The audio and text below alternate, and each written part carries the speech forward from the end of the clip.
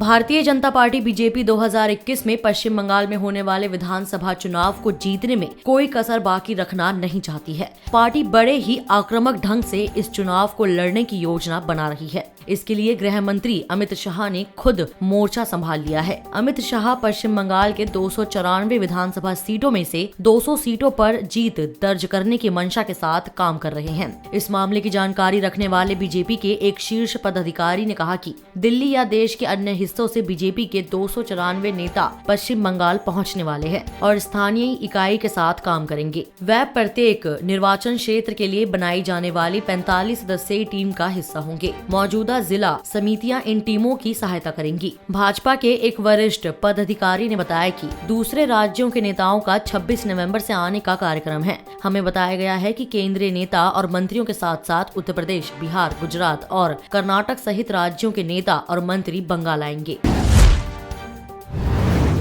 सर्दियां शुरू होते ही दिल्ली में प्रदूषण स्तर काफी बढ़ने लगता है। शनिवार और रविवार को पहले के मुकाबले दिल्ली की हवा में सुधार देखा गया था, लेकिन सोमवार से दिल्ली का प्रदूषण स्तर फिर से बढ़ सकता है। भारतीय मौसम विभाग IMD के अनुसार राष्ट्रीय राजधानी में हवा की गति 10 किलोमीटर प्रति घंटा थी, जिससे प्रदूषण के स्तर में गिरावट देखी गई थी। लेकिन सोमवार को हवा की गति 6 किलोमीटर प्रति घंटा रहने की उम्मीद है, जिससे प्रदूषण बढ़ सकता है। केंद्रीय प्रदूषण नियंत्रण बोर्ड CPCB के अनुसार शनिवार के दिन दिल्ली का AQI एयर क्वालिटी इंडेक्स 254 और रविवार को 274 था। हालांकि यह स्थिति भी बहुत अच्छी नहीं मानी जाती। भारतीय मौसम विभाग के क्षेत्रीय प्रमुख कुलदीप श्रीवास्तव ने कहा कि जम्मू कश्मीर, हिमाचल प्रदेश जैसे राज्यों में वेस्टर्न डिस्टर्बेंसेस के कारण दिल्ली में हवा की रफ्तार धीमी होगी, जिससे प्रदूषण का स्तर बढ़ेगा।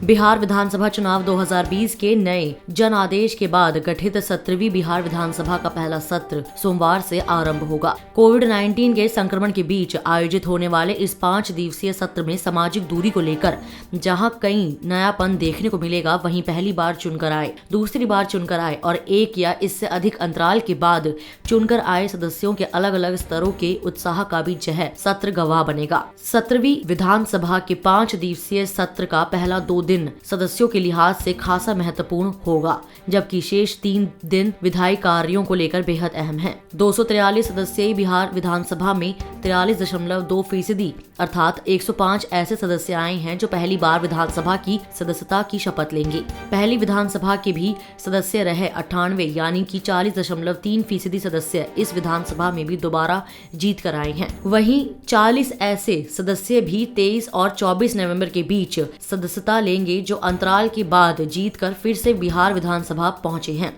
सत्र को लेकर सुरक्षा की चाक चौबंद व्यवस्था हुई है।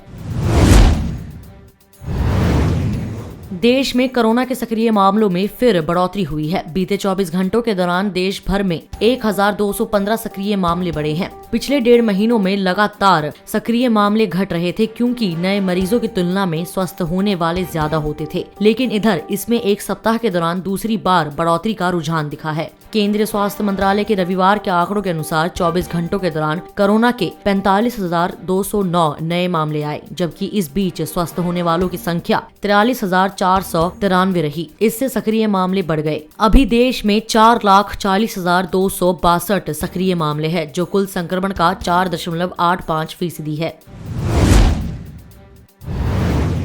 अमेरिका के पूर्व राष्ट्रपति डोनाल्ड ट्रंप के चुनावी कैंपेन ने कहा कि गुरुवार को मतदाता धोखाधड़ी के मुद्दे पर प्रेस वार्ता करने वाली वकील सिडनी पोवेल ट्रंप टीम का हिस्सा नहीं है। ट्रंप के अटॉर्नी रूडी जूलियानी और वरिष्ठ कानूनी सलाहकार जेना एलिस ने संयुक्त बयान जारी कर कहा कि सिडनी पोवेल अपने दम पर कानूनी लड़ाई लड़ रही है और वह ट्रंप के कानूनी टीम का हिस्सा नहीं है।